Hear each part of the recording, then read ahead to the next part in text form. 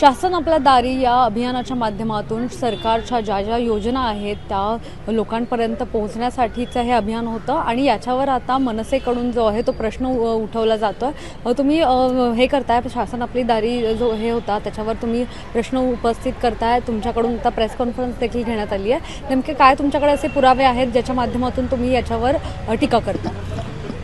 सगळे पुरावे मी दाखवलेत की ही योजना कशी फेल आहे मी अशासाठी म्हणतो की खरं तर ह्या योजनेचं आत्ताच्या मुख्यमंत्र्यांनी आत्ताच्या सरकारने गोंडस नाव दिलंय शासन आपल्या दारी। ही मूळतः योजना 2019ला अस्तित्वात आली आहे। उद्धव ठाकरेजींनी ही योजना आणली तेव्हा तत्कालीन त्यांचे उद्योगमंत्री सुभाष देसाई होते।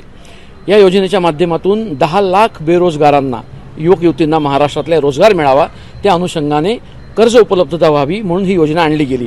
त्यासाठी त्यांनी काही निकष लावले गेले।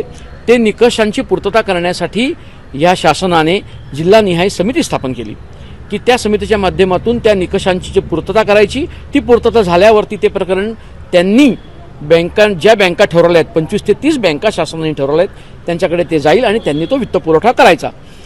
महाराष्ट्रातल्या काही तरुणांनी याविषयी स्वतः त्याबद्दल ॲप्लिकेशन करून सगळी पूर्तता करून जेव्हा ते बँकेकडे गेले तेव्हा बँकांनी स्पष्टपणे नकार दिला, आम्ही देऊ शकत नाही। नकार देताना कारण सांगितलं होतं, कुठलंही कारण बँका देत नाही आहेत की आम्ही हे कर्ज का देत नाही आहोत। मी स्वतः या संदर्भात मुंबईची बँकांच्या सीईओंशी बोलले, ते म्हणाले आम्ही कारण देऊ शकत नाही। सर्वात महत्त्वाची बाब ही आहे की कारण का देत नाहीत, ही योजना मग म्हणून फसवी आहे का? या योजनेचा लाभ जो आहे तो फक्त आणि फक्त मुख्यमंत्री किंवा त्यांच्या मंत्रिमंडळातले किंवा त्यांचे हितचिंतक त्यांच्या आसपास आहे त्यांना होणारा लाभ आहे का? 10 लाखांचं उद्दिष्ट कसं पूर्ण करणार? मार्चमध्ये ह्या योजनेची मुदत संपतीये, याच्या माध्यमातून ते 3,500 करोड सबसिडी शासन घेणार आहे। या सगळ्याचं काय होणार या मागणीसाठी महाराष्ट्र नवनिर्माण सेनेने आज मुख्यमंत्र्यांकडे याची श्वेतपत्रिका जाहीर करा अशी मागणी केलेली आहे। खरं तर खूप मोठ्या प्रमाणात खर्च करण्यात आला होता ही योजना सुरू करण्यात आली तेव्हा देखील, मग नेमकी ही योजना कोणासाठी?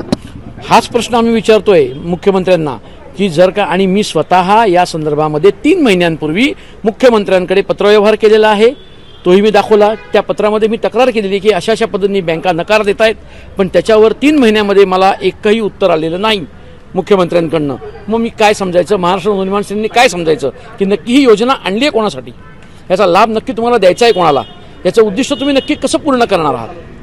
म्हणजे महाराष्ट्र नवनिर्माण सेना हे विचारते आणि मग तुम्ही श्वेतपत्रिका काढा, आम्ही ती श्वेतपत्रिका बघू, आम्ही पण आमचे पुरावे सादर करू।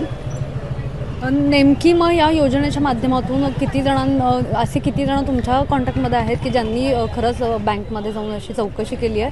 आज बघा आजच्या प्रेसला तर प्रातिनिधिक स्वरूपात सोलापूर आणि पुण्यातनं काही जण उपस्थित होते, त्यांनी कागदपत्र सगळी दाखवली, पण अधिकृतपणे माझ्याकडे जवळपास 1200 जण असे आलेले आहेत की ज्यांना याचा लाभ झालेला नाही आहे। त्याच्यावरही आता आम्ही अभ्यास करतो आहोत, पण वास्तविकता हीच आहे की बँका नकार देत आहेत आणि बँकांवरती शासनाचा कुठलाही अंकुश नाही। बँका शासनानेच अपॉइंट केलेल्या आहेत आणि मग जर शासन जिल्हानिहाय समिती स्थापन करते याच्यासाठी आणि त्या समित्या अप्रुव्हल देत आहेत आणि बँका नकार देत आहेत, तर नक्की याच्यामध्ये साठवलोटो कोणाचं काय आहे, हा एक मोठं गौड बंगाल आहे। नक्कीच। तर शासन आपल्या दारी या योजनेच्या माध्यमातून नेमका फायदा कोणाला झाला आहे याबाबतच प्रश्न जो आहे तो यांनी आता उपस्थित केला आहे। पुण्याहून मोनायनपुरे, सिविक मिरर।